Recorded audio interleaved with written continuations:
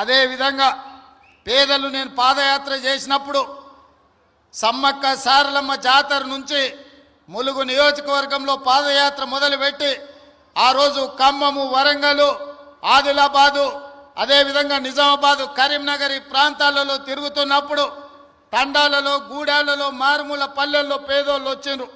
వాళ్ళందరూ అడిగినరు, సార్ భూమి ఉన్న వాళ్ళకే రైతు భరోసా ఇస్తున్నారు, భూమి ఉన్న వాళ్ళకే ఉచిత కరెంటు ఇస్తున్నారు, భూమి ఉన్న వాళ్ళకే అన్ని చేస్తున్నారు, భూమి లేని మాలాంటి పేదలను మీరు ఆదుకోవాల్సిన అవసరం ఉన్నది, మా కష్టాలు తీరవండి అని భూమి లేని పేదలు వచ్చి కలిసినారు. ఆలోచన చేసినాం, మంత్రివర్గంలో చర్చించినాం. అందుకే ఈనాడు భూమి లేని నిరుపేదలకు ఉపాధి హామీ పథకంలో పనిచేస్తున్న వాళ్లకు ఖచ్చితంగా సంవత్సరానికి 12,000 రూపాయలు ప్రతి కుటుంబానికి ఇవ్వాలని ఇందిరమ్మ ఆత్మీయ భరోసా కార్యక్రమాన్ని ఇవాళ చంద్రవంచలో ఈ గ్రామ పంచాయతీలో ప్రారంభించుకున్నాం. దాదాపుగా ఇందిరమ్మ ఆత్మీయ భరోసా కార్యక్రమం 10 లక్షల కుటుంబాలకు మేలు జరగబోతుంది. ఇవాళ భూమి లేని నిరుపేదలను, ముఖ్యంగా దళితులను, గిరిజనులను, ఆదివాసులను, బలహీన వర్గాలను ఆదుకోవడానికి పథకం తీసుకొచ్చినాం. వాళ్ళ ఖాతాలో కూడా సంవత్సరానికి 12,000 రూపాయలు వేయబోతున్నాం. వాళ్ళ నగదు కూడా రాత్రి 12 గంటల తర్వాత బదిలీ కాబోతున్నదని చెప్పి నేను ఈ సందర్భంగా తెలియజేయదలుచుకున్నా. అదేవిధంగా ఇందిరమ్మ ఇల్లు, పేదవాళ్ళకి ఇందిరమ్మ ఇల్లు అనగానే డాక్టర్ వైఎస్ రాజశేఖర రెడ్డి గుర్తొస్తాడు. ఆనాడు 2004 నుంచి 2014 వరకు ప్రతి పేదవాడికి ఇల్లు లేని ప్రతి వాడికి ఇల్లు కట్టుకోవడానికి ఆనాడు ఇందిరమ్మ ఇల్లు ఇచ్చినాం.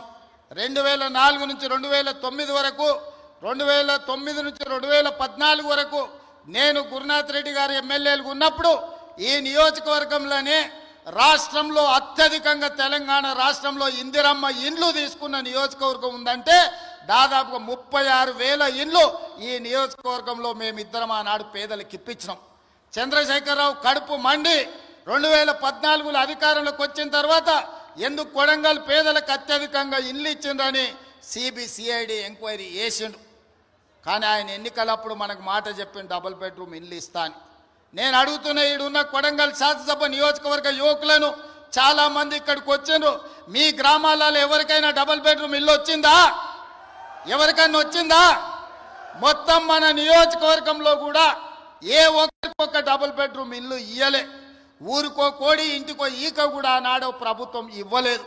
కానీ ఈనాడు ఈరోజు ఈ వేదిక మీద నుంచి చంద్రవంచలో ఉన్న పేదవాళ్ళందరికీ ఇందిరమ్మ ఇల్లు ఇవ్వడమే కాకుండా ఈ శాసనసభ నియోజకవర్గంలో మార్చి 31 తారీఖు లోపల 3,500 ఇందిరమ్మ ఇల్లు పేదవాళ్లకు ప్రతి వాడికి 5 లక్షల రూపాయలు ఉచితంగా ఇందిరమ్మ ఇల్లు కట్టుకోవడానికి మనం రాబోయే 2.5 నెలల్లో కొడంగల్ శాసనసభ నియోజకవర్గంలో ఇండ్లు మనం ఇచ్చుకోబోతున్నాం. ఇవి సరిపోవు. ప్రతి సంవత్సరం సరాసరిగా 4,000 ఇండ్లన్నా ఇచ్చి రాబోయే 4 ఏళ్ల 15 నుంచి 20,000 ఇందిరమ్మ ఇండ్లు కొడంగల్ శాసనసభ నియోజకవర్గంలో ఇచ్చి ప్రతి పేదవాడిని ఒక ఇంటి వాడిని చేసే బాధ్యత ఈరోజు నేను తీసుకుంటా మీ సోదరుడిగా. ఈరోజు మీరు అండగా నిలబడి మీరు ఆశీర్వదించి ఇక్కడ శాసనసభ్యుని చేస్తే తెలంగాణ రాష్ట్రానికి ముఖ్యమంత్రి అయినా మరి అలా నా బాధ్యత ఉంది. ఇక్కడున్న ప్రతి పేదవాడికి ఇందిరమ్మ ఇల్లు ఇవ్వాలి. రాబోయే 4 ఏళ్ల 15,000 నుంచి 20,000 ఇల్లు ఒక్క కొడంగల్ శాసనసభ నియోజకవర్గంలోనే ఇచ్చి ఇక్కడి పేదవాళ్ళను ఆదుకునే బాధ్యత నేను తీసుకుంటాను. ఈ సందర్భంగా చెప్తున్నా. ఇవాళ రేషన్ కార్డులు ఎక్కడికి పోయినా పేదలు మాకు రేషన్ కార్డు లేదంటున్నారు. చంద్రశేఖరరావు గారు గొప్ప మేధావి, 80,000 పుస్తకాలు చదివిండు. వాళ్ళ కొడుకేమో అమెరికాలో చదువుకున్నా అంటాడు. 80,000 పుస్తకాలు చదువుకున్న ఆయన కానీ అమెరికాలో కంప్యూటర్ చదివొచ్చిన ఆయనకు ఈ తెలంగాణ రాష్ట్రంలో ఉన్న పేదలకు రేషన్ కార్డు ఇవ్వాలనే కనీస జ్ఞానం లేదు. 10 ఏళ్ళు ఎదురు చూసిన రేషన్ కార్డులు ఇవ్వలే. అందుకే ఇవాళ ప్రతి గ్రామంలో ఉన్న పేదవాడికి రాష్ట్రం మొత్తంలో 30-40 లక్షల కుటుంబాలకు ఇవ్వాల రేషన్ కార్డులు లేని ప్రతి వాళ్లకు రేషన్ కార్డు ఇవ్వాలని మన ప్రభుత్వం నిర్ణయం తీసుకున్నది. రేషన్ కార్డు ఇచ్చిన ప్రతి వాడికి సన్న బియ్యం పంచే కార్యక్రమాన్ని కూడా మన ప్రభుత్వం తీసుకుంటుంది. ఇవాళ రేషన్ కార్డు అనేది పేదవాడి యొక్క గుర్తింపు. ఆధార్ కార్డు ఎట్లనో రేషన్ కార్డు కూడా అట్లనే. ఎక్కడికి పోయినా ఏమున్నా లేకపోయినా పేదవాడిని అధికారులు రేషన్ కార్డు ఉందా అని అడుగుతారు. మరి ఇవ్వాల్సిన అధికారులు గత ప్రభుత్వం 10 ఏళ్ళు రేషన్ కార్డులు ఇవ్వలేదు. అందుకే ఇవాళ మనం ప్రతి గ్రామంలో గ్రామ సభలు పెట్టి గ్రామ సభల ద్వారా మన దగ్గర ఉన్న సమాచారాన్ని ఇవ్వడమే కాదు, రేషన్ కార్డులు రాని వాళ్ళను వివరాలు లేని వాళ్ళను గ్రామ సభలల్లో మీ వివరాలు ఇవ్వండి, మీ అందరికీ రేషన్ కార్డులు ఇస్తామని చెప్పి మన ప్రభుత్వ అధికారులను గ్రామాలకు పంపించినాం. ప్రతి 6 నెలలకు క్రమము తప్పకుండా అధికారులను గ్రామాలకు పంపిస్తున్నాం. గత 10 ఏళ్లలో ఎప్పుడైనా అధికారులను చూసినరా అని నేను అడుగుతున్నా. ఎప్పుడైనా చూసినరా? కలెక్టర్లను చూసినరా? ఆర్డీఓలను చూసినరా? ఎంఆర్ఓలను చూసినరా? అధికారులు ఎవరైనా మన గ్రామాలకు వచ్చినరా? ఇప్పటికే 3 సార్లు మనం గ్రామ సభల ద్వారా గ్రామాలకు అధికారులను పంపించి ప్రజల దగ్గరికి పంపించి ప్రజా పరిపాలనలో ప్రజలకు మీరు జవాబుదారీతనంగా ఉండాలి, ప్రజలకు వెళ్ళి వివరించండి అని చెప్పి ప్రతి అధికారిని గ్రామ బాట పట్టించినాం. గతంలో పని కావాలంటే ఫామ్ హౌస్కు పోవాల్సి ఉండే, కానీ ఇప్పుడు ఆ విధానం మార్చినాం. ప్రజల దగ్గరికే అధికారులను పంపించినాం, ప్రజల దగ్గరికే ఎమ్మెల్యేలను పంపించినాం, ప్రజల దగ్గరికే మంత్రులను పంపించినాం, ప్రజల దగ్గరికే ఈరోజు ముఖ్యమంత్రి కూడా వచ్చాడు. ప్రజలే రాజులు, ప్రజలే పాలకులు. ప్రజల దగ్గరికి ప్రభుత్వ అధికారులైనా మంత్రులైన ముఖ్యమంత్రులైన ప్రజల దగ్గరికి వెళ్ళాల్సిందే, ప్రజల ముందు నిలబడాల్సిందే అని మన ప్రభుత్వం వచ్చినాక మార్పు తీసుకొచ్చినాం. అందుకే ఇవాళ చీఫ్ సెక్రటరీ నుంచి మొదలు పెడితే రాష్ట్ర స్థాయిలో ఉన్న ప్రతి అధికారి, జిల్లా స్థాయిలో ఉన్న కలెక్టర్లు, హౌసింగ్, రెవెన్యూ అన్ని డిపార్ట్మెంట్ల అధికారులు ఇవాళ చంద్రవంచ గ్రామానికి వచ్చిన ఒక మారుమూల ప్రాంతంలో అంటే ఇది ప్రజల కోసం తీసుకొచ్చిన మార్పు, ఇది ప్రజా పరిపాలన. అంటే ఫామ్ హౌస్లో ఉండి గడీలలో బండి ఈరోజు 10 ఎకరాలలో భవంతులు కట్టుకొని పరిపాలన చేస్తామంటే కుదరదు. ప్రజల దగ్గరికి వెళ్ళాల్సిందే, ప్రజలు అడుగుతారు, ప్రజలు కడుగుతారు, ప్రజలకు జవాబు చెప్పాల్సిందే అని చెప్పి ఇవాళ ప్రభుత్వాన్ని ప్రజల దగ్గరికి పంపించినాం. అందుకే రాష్ట్రంలో ఉండే అధికారులు మొత్తం ఇవాళ కొడంగల్ శాసనసభ నియోజకవర్గం చంద్రవంచ గ్రామానికి వచ్చిందంటే ఇది ప్రజా పరిపాలన. అంటే ప్రజల దగ్గరకు వచ్చి ప్రజల చేత ప్రజా సమస్యల్ని పరిష్కరించి ప్రజల చేత విజ్ఞప్తులు తీసుకొని పరిష్కరించడానికి అధికారులను ఈరోజు పంపించినాం. అందుకే ఈరోజు రేషన్ కార్డులైనా, ఇందిరమ్మ ఆత్మీయ భరోసా అయినా, ఇందిరమ్మ భరోసా అయినా, లేకపోతే ఇందిరమ్మ ఇండ్లైనా, ఇండ్లకు ఉచిత కరెంట్ అయినా, వ్యవసాయానికి ఉచిత కరెంట్ అయినా, ప్రభుత్వ ఉద్యోగ ఖాళీల భర్తీ అయినా, రైతు రుణమాఫీ అయినా, ఏ కార్యక్రమం అయినా ఈరోజు అధికారులు ప్రజల దగ్గరకు వచ్చి అడుగుతున్నారు. అక్కడక్కడ కొంత గందరగోళం సృష్టిస్తారు. అధికారులు వచ్చిందే మీ వివరాలను సేకరించడానికి, మా వివరాలు లేవు అని కొంతమందిని ఉసిగొల్పి కొన్ని గ్రామాలల్లో చిల్లర మల్లర పంచాయతీ పెట్టాలని చూస్తున్నారు. నేను ఒకటే విజ్ఞప్తి చేస్తున్న, తెలంగాణ రాష్ట్రంలో ఉండే దాదాపుగా 12,000 పైన గ్రామ పంచాయతీలలో జరిగిన గ్రామ సభలలో పాల్గొన్న వాళ్ళకు అధికారులే మీ దగ్గరకు వచ్చింది. అధికారులు మీ వివరాలు రాసుకుంటారు. అధికారులు మీ వివరాలు తీసుకొని మీ సమస్యల్ని పరిష్కరించడానికి వచ్చినప్పుడు మీరు ఆ అధికారులకు పూర్తి స్థాయిలో వివరాలు ఇవ్వండి. మీ వివరాలను అన్నిటినీ కంప్యూటర్లో క్రోడీకరించి మీకు అందరికీ సంక్షేమ పథకాలు అమలు చేసే బాధ్యత ఈ ప్రభుత్వం తీసుకుంటుంది. ప్రజలకు జవాబుదారీతనంగా మేము ఉంటాం. ప్రజలు అడిగే ప్రశ్నలకు సమాధానం చెప్తాం, ప్రజలకు సంక్షేమ పథకాలను అమలు చేస్తాం. ఇది రాష్ట్రం నలుమూలలా మీరు గుర్తు పెట్టుకోండి. చెప్పింది చేసి చూపించే పార్టీ ప్రభుత్వం మనది. తెలంగాణ ఇస్తామన్నాం, తెలంగాణ ఇచ్చినాం. 2023లో మనం అధికారంలోకి వస్తామన్నాం, మనం అధికారంలోకి వచ్చి చూపించినాం. ఇవాళ అధికారంలోకి వచ్చిన మనం అభివృద్ధి కార్యక్రమాలను, సంక్షేమ పథకాలను అమలు చేయాల్సిన అవసరం ఉన్నది. అందుకే నిరంతరం మేమందరం పనిచేస్తున్నాం. మీ ఆశీర్వాదం ఉండాలి. ఇవాళ మీరు ఒక్కటే ఆలోచన చేయండి. కొడంగల్ శాసనసభ నియోజకవర్గం ఈరోజు రాష్ట్రం మొత్తం అభివృద్ధి కార్యక్రమాన్ని భుజాల మీద వేసుకొని ఒక పక్కన గోదావరి నది జలాల మీద కట్టిన కాళేశ్వరం కూలిపోయినా ఈసారి దేశం మొత్తం మీద కాళేశ్వరం కూలినా 1,56,00,000 మెట్రిక్ టన్నుల వరి ధాన్యాన్ని పండించి 500 రూపాయల బోనస్ కూడా ఇచ్చి ఇవాళ రైతులను ఆదుకున్నాం. 10 ఏళ్ళైనా పాలమూరు రంగారెడ్డి ఎత్తిపోతల పూర్తి కాలే.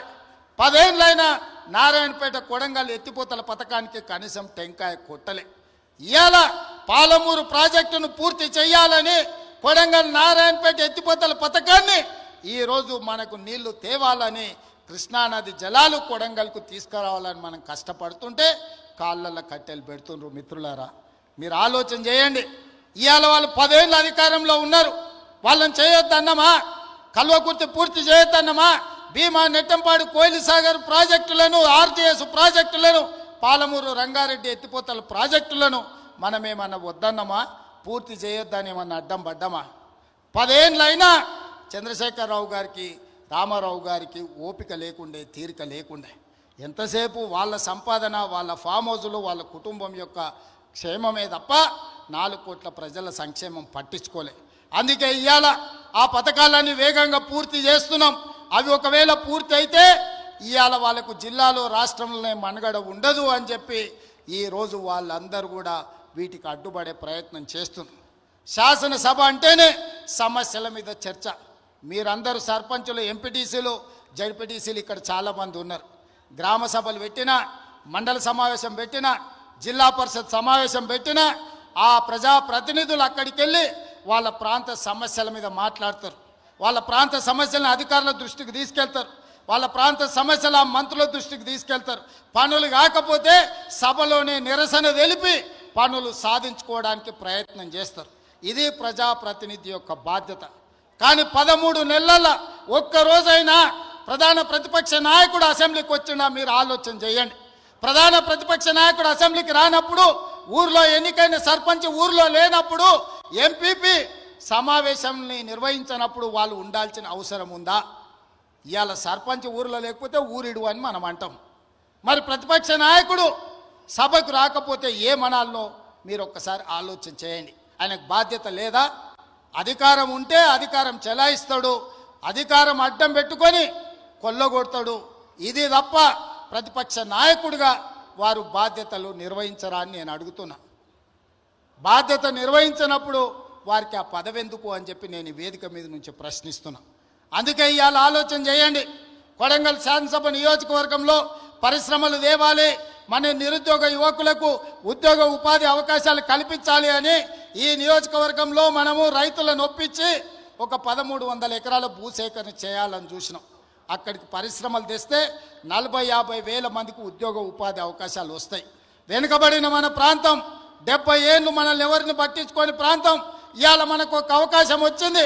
ఈ అవకాశంతో ఇక్కడ పరిశ్రమలు తెచ్చి, ఇక్కడ పెట్టుబడులు పెట్టించి, మన చదువుకున్న నిరుద్యోగ యువకులకు ఉద్యోగాలు, ఉపాధి అవకాశాలు కల్పించి ఇక్కడున్న ఆడబిడ్డలను ఆదుకోవాలని ఒక పరిశ్రమ తెస్తే ఆ పరిశ్రమ భూసేకరణకు పోయిన అధికారుల మీద దాడులు చేయిస్తారు, రాళ్లతో కొట్టిస్తారు, వాళ్ళని చంపాలని చూస్తారు. ఇదేనా న్యాయం? మనం ఒకవేళ అట్లనే ఆ ప్రభుత్వంలో చేసి ఉంటే 10 ఏళ్ళు వాళ్ళు పరిపాలన చేతురా? కొడంగల్కి ఒక్క పైసా దేలే, ఒక పరిశ్రమ రాలే. ఇవాళ మనకు అవకాశం వచ్చినప్పుడు మనం చేసుకుందామంటే ఇవాళ అధికారుల మీద దాడులు చేపిస్తారు. ఈ విధానం మంచిదా? మీరు ఒక్కసారి ఆలోచన చేయండి. వెనుకబడ్డ మనం ఎప్పటికీ వెనుకబడే ఉండాలనా? ఎప్పటికీ మన పిల్లలు ఇట్లనే ఉండాలనా?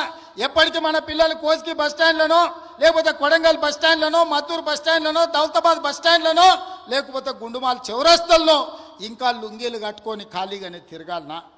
మన పిల్లలు చదువుకోవద్దా? మన పిల్లలు డాక్టర్లు, లాయర్లు, ఇంజనీర్లు కావద్దా? మన పిల్లలు పరిశ్రమలలో పని చేయొద్దా?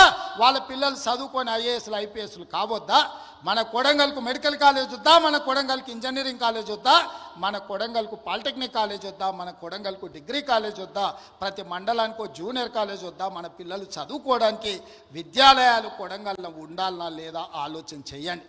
చదువుకోవడానికి మన పిల్లలకు విద్యాలయాలు ఉండాలని, చదువుకున్న మన పిల్లలకు ఉద్యోగ ఉపాధి అవకాశాలు రావాలని ఆ పరిశ్రమలను తీసుకొచ్చే ప్రయత్నం నేను చేస్తుంటే చంద్రశేఖరరావు ఆయన మనుషులు మనకు అడ్డం పడి ఎట్లయినా కొడంగల్ను ముంచాలని ఇవాళ కొడంగల్ అభివృద్ధికి అడ్డం పడుతున్నారు.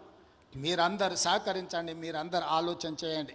నేను రాష్ట్రం నలుమూలలో తిరిగినా ఈ శాసనసభ నియోజకవర్గంలో మీకు అండగా తిరుపతి రెడ్డి గారు ఎప్పుడు అందుబాటులో ఉంటాడు. మీకు ఏ కష్టం వచ్చినా, ఏ సందర్భం వచ్చినా, ఏ పదవి ఉన్నా లేకపోయినా మీకోసం ఎప్పటికప్పుడు ఎవరికి ఏ కష్టం వచ్చినా, ఏ ఇంట్లో పెళ్ళున్నా, ఏ ఇంట్లో ఏ ఇబ్బంది ఉన్నా మా సోదరుడు మీకు అండగా నిలబడ్డాడు. ఆయన రామారావు అంటున్నాడు ఏం పదవి ఉందని. నేను అడుగుతున్నా దిక్కుమాలినోని, మీ అన్నదమ్ములలో ఉన్నోళ్ళందరికీ పదవులు తీసుకున్నావు. ఆయన నీ సడ్డకుని కొడుకుకి రాజ్యసభ తీసుకున్నావు, నీ చెల్లెల్ని ఎంపీగా ఓడగొడితే ఎమ్మెల్సీ తీసుకున్నావు, నువ్వు మంత్రి తీసుకున్నావు, నీ మా బావ మంత్రి తీసుకున్నావు, నీ నాయన ముఖ్యమంత్రి తీసుకున్నావు, నీ ఇంటిలి పదవులు తీసుకున్నారు. కానీ మేము ఏ పదవి తీసుకోకుండా ప్రజలకు సేవ చేస్తే దాన్ని కూడా తప్పు అంటున్నారు. పదవులు తీసుకోవడం తప్ప, కుటుంబం దోసుకోవడం తప్ప, ఏ పదవి ఆశించకుండా ప్రజలకు అందుబాటులో ఉండి ప్రజల మేలు కోసం ఒకవేళ నేను రాష్ట్రం మొత్తం నలుమూలలు తిరిగే బాధ్యత నేను తీసుకుంటే నా కుటుంబ సభ్యులు మీకు అండగా నిలబడితే కూడా వాళ్ళ కళ్ళల్లో నిప్పులు పోసుకుంటున్నారు. మీరు ఆలోచన చెయ్యండి. వాళ్ళ ఇంట్లో ఆయన ముఖ్యమంత్రి, అల్లుడు మంత్రి, కొడుకు మంత్రి, బిడ్డ ఓడిపోతే ఎమ్మెల్సీ, సడ్డకుని కొడుకు రాజ్యసభ, వాళ్ళ చుట్టపోళ్ళు అందరూ మంత్రులైనరు. నేను అట్లా ఎవరు నన్ను తీసుకున్నాను మా కుటుంబంలో? మీరు చెప్పండి. ఏ పదవి లేకుండా నిస్వార్థంగా మీకు పనిచేస్తుంటే కేసీఆర్ కుటుంబం తప్పు పడుతుంది. అట్లెట్లా చేస్తారా మీరు? ఏ పదవి తీసుకోకుండా మేము చూడు ఎన్ని తీసుకున్నామో ఎంత దోసుకున్నామో చూడమంటారు. మీలాంటి పదవులు తీసుకోనికే దోసుకోనికే మేము పోటీ పడం చంద్రశేఖరరావు. మా విధానం అది కాదు. మమ్మల్ని నమ్మిన ప్రజలకు అండగా నిలబడి, వాళ్ళ కష్టం వస్తే కష్టాలలో వాళ్ళ తోడుగా నిలబడి, వాళ్ళ కోసం కొట్లాడి, వాళ్ళ కోసం రక్తం చిందించే నాయకత్వం మాది. మిమ్మల్ని నమ్ముకున్న వాళ్ళని మోసం చేసి దోసుకునే నీతి మీది. మీకు మాకు తేడా ఉంది. మేము మీలాక కాదు. నేను నికార్సుగా నిక్కచ్చిగా చెప్తున్నా, మీలాక పదవులు కొల్లగొట్టడానికి, రాష్ట్రాన్ని దోసుకోవడానికి నా కుటుంబం లేదు. నా కుటుంబం నాకు మీరు ఆశీర్వదించే అవకాశం ఇచ్చినందుకు మీకు అండగా నిలబడాలని సమయం ఇస్తున్నారు. ఇన్నేళ్ళైంది నేను మీకు ఇక్కడికి వచ్చి. ఈడున్న వాళ్ళందరూ నన్ను వ్యతిరేకించేటోళ్ళు రాజకీయంగా కూడా నియోజకవర్గంలో ఎవరి దగ్గరైనా ఒక్క రూపాయి ఎప్పుడైనా ముట్టుకున్నానా? మీరు చెప్పండి. చెప్పండి. మీరు వీలైనంత వరకు మేము సాయం చేసినాం. నేను బస్ డిపోకి భూమి ఇచ్చిన, నేను సబ్స్టేషన్లకు భూమి ఇచ్చిన, నేను పాఠశాలలకు భూములు ఇచ్చిన, నేను సొంతంగా కొని ఇవాళ కోస్గిల బస్ డిపోకు ల్యాండ్ ఇచ్చిన. ఎన్ని కోట్ల రూపాయల విలువనో ఇవాళ మీరే చెప్పండి. ఇవాళ మన సబ్స్టేషన్లకు భూములు కొనిచ్చినాం. ఏ ఊర్లో గుడి కట్టినా, బడి కట్టినా, ఎవరు పిల్లలు చదువులకు ఫీజులు కావాలన్నా, ఎవరు ఏం కావాలన్నా మా ఇంట్లోకి వెళ్ళి పైసలు ఇచ్చి కొడంగల్ నియోజకవర్గాన్ని ఆదుకున్నాం. పోయిన 5 ఏళ్లలో ఒక ఆయన ఈడ ఉండే ఏం వసూలు చేసిండో మీకు తెలుసు కదా. ఎంతమందిని ముంచిండో మీకు తెలుసు కదా. నేను చెప్పాల్సిన అవసరం ఉందా? ఇవాళ వాళ్ళలాగా మనం దోసుకుంటలేమని వాళ్ళ కడుపులో మంటలేస్తున్నాడు. అందుకే నిన్న మన మనోళ్ళందరూ కడుపు మంటకు మందు పంపించారు, కొంచెం దాగి పండుకోరని. అందుకే మిత్రులారా, ఇవాళ ఇంత తక్కువ సమయంలో ఇంత మంచి కార్యక్రమాన్ని ఏర్పాటు చేసి రాష్ట్రానికి అమలు చేస్తున్న సంక్షేమ పథకాలు, రైతు భరోసా, రైతు ఆత్మీయ భరోసా, ఇందిరమ్మ ఇండ్లు, నూతన రేషన్ కార్డుల కార్యక్రమాలను, 4 అద్భుతమైన సంక్షేమ కార్యక్రమాలను ఇవాళ కొడంగల్ శాసనసభ నియోజకవర్గం నుంచి ఈ రాష్ట్రానికి అంకితం చేస్తున్నాం. రాష్ట్రంలో ఉన్న ప్రతి ఒక్కరికి నా విజ్ఞప్తి, తెలంగాణ రాష్ట్ర ముఖ్యమంత్రిగా మార్చి 31 తారీఖు లోపల ఈ కార్యక్రమం నిరంతరం కొనసాగుతుంది. ప్రతి లబ్ధిదారుడికి, అర్హుడైన ప్రతి వాడికి ఈ పథకం అమలు జరుగుతుంది. ప్రతి శాసనసభ నియోజకవర్గంలో మార్చి 31 తారీఖు లోపల ప్రతి నియోజకవర్గానికి 3500 ఇండ్ల లెక్కన 4,50,000 ఇండ్లు, 22,500 కోట్ల రూపాయలతోటి ఇందిరమ్మ ఇండ్లు అమలు చేసే బాధ్యత కాంగ్రెస్ పార్టీ తీసుకుంటుంది. అదేవిధంగా రైతు భరోసా కార్యక్రమాన్ని రాష్ట్రంలో ఉన్న రైతాంగానికి వ్యవసాయ యోగ్యమైన భూములకు దాదాపుగా మార్చి 31 తారీఖు లోపల 10,000 కోట్ల రూపాయలు పేద రైతుల ఖాతాలో నిధులు వేసి 10,000 కోట్ల రూపాయలు రైతులకు ఇచ్చే బాధ్యత ఈరోజు కాంగ్రెస్ పార్టీ తీసుకుంటుంది. అదేవిధంగా ఇందిరమ్మ ఆత్మీయ భరోసా, భూమి లేని నిరుపేదలకు ప్రతి పేదవాడి కుటుంబానికి సంవత్సరానికి 12,000, మొదటి విడతగా దాదాపుగా 10 లక్షల కుటుంబాలకు 6,000 చొప్పున మార్చి 31 తారీఖు లోపల మీ ఖాతాలో వేసే బాధ్యత ఈరోజు ఈ ప్రభుత్వం తీసుకుంటుంది. దీంతో పాటు రేషన్ కార్డు లేని ప్రతి పేదవాడికి గ్రామంలో ఉన్న ఒకవేళ హైదరాబాద్కు వలసపోయి లేకపోతే పూణేనో బొంబాయో ఎక్కడైనా వలసపోయినా మన ప్రాంతంలో నుంచి చాలామంది లంబాడీ సోదరులు ఇతర ప్రాంతాలకు వలసపోతున్నారు. ఆ వలసపోయిన వాళ్ళు కూడా సొంత ఊరికి వచ్చి మీ రేషన్ కార్డులు తీసుకోండి. మీకందరికీ రేషన్ కార్డులు రాష్ట్రంలో ఉండే అర్హులైన అందరికీ రేషన్ కార్డులు ఇచ్చే బాధ్యత మన ప్రభుత్వం తీసుకుంటుంది. రేషన్ కార్డు ఉన్న ప్రతి వాళ్లకు సన్న బియ్యం ఇచ్చే బాధ్యత మన ప్రభుత్వం తీసుకుంటుంది. కాబట్టి మిత్రులారా, ఈ పథకాలన్నిటిని అమలు చేయాలంటే మీరు అండగా నిలబడండి. ఈ పథకాలన్నీ ఎవరు అడ్డుపడ్డా వాళ్ళని అడ్డు తొలగించుకొని వీటిని అమలు చేసే బాధ్యత నేను తీసుకుంటా. కొడంగల్ శాసనసభ నియోజకవర్గం ఇక్కడ ప్రజలు నాకు అండగా నిలబడి ఆశీర్వదించి నన్ను ప్రోత్సహించినంత కాలం తెలంగాణ రాష్ట్రానికి నాయకత్వాన్ని అందించడమే కాకుండా రాష్ట్రాన్ని అభివృద్ధి పదం వైపు నడిపి మొన్న 4 రోజులు దావోస్కి వెళ్తే 1,78,000 కోట్ల రూపాయలు తెలంగాణ రాష్ట్రానికి పెట్టుబడులు తెచ్చి అన్ని రాష్ట్రాల ముఖ్యమంత్రుల కంటే ముందున నిలబడి తెలంగాణ రాష్ట్రాన్ని అభివృద్ధి పదంలో పెట్టుబడులు తీసుకొచ్చినాం.